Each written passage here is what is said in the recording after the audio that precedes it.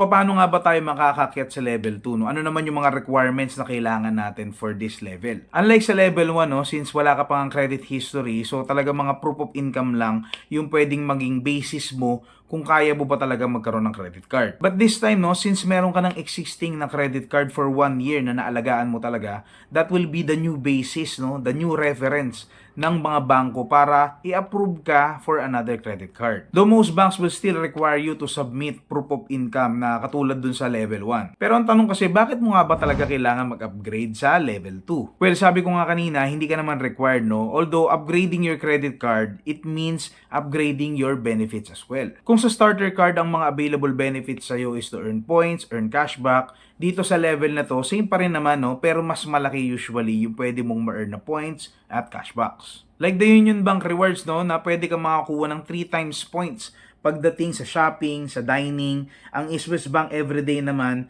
pwede ka makakuha ng up to 5% cashback.